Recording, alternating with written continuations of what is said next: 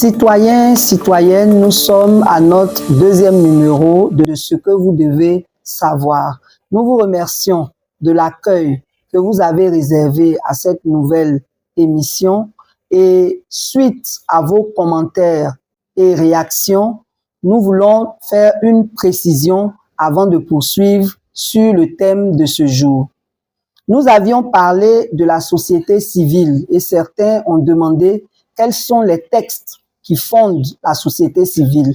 Nous avons l'article 26 de notre loi fondamentale, la Constitution, qui dit que la société civile est une des composantes de l'expression de la démocratie. Elle contribue au développement économique, social et culturel de la nation. Nous avons ensuite la loi numéro 60-315 du 21 septembre 1960 portant création des associations. Cette loi est en révision depuis 2021. Nous attendons la nouvelle loi.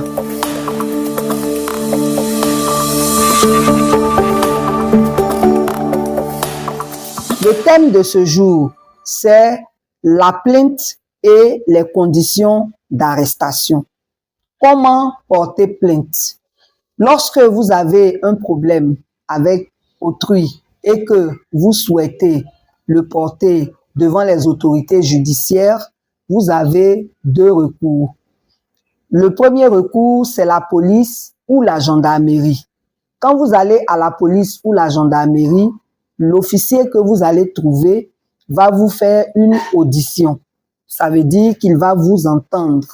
Une fois qu'il vous aura entendu, il convoquera ensuite le plaignant pour l'entendre à son tour. Selon ce que vous allez dire, si par exemple c'est pour une affaire d'argent, si vous avez trouvé un accord, alors l'affaire va s'arrêter là et l'officier va se charger de suivre l'accord que vous avez arrêté.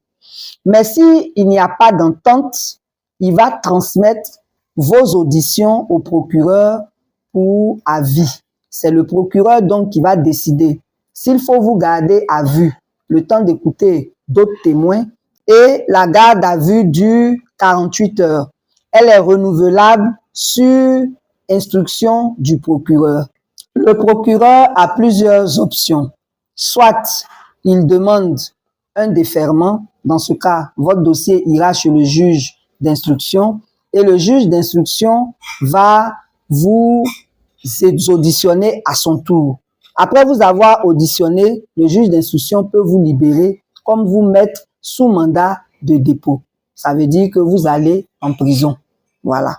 Maintenant, si vous êtes passé directement par le parquet donne instruction à la police et à la gendarmerie de vous auditionner et la suite est la même que la première saisine. Voilà.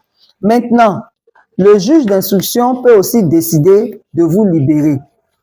Il peut également décider de vous mettre sous contrôle judiciaire. Là, vous n'allez pas en prison, mais vous poursuivez la procédure en étant en liberté. Le procureur peut aussi décider de vous libérer. Dans ce cas, votre dossier n'arrive même pas chez le juge d'instruction.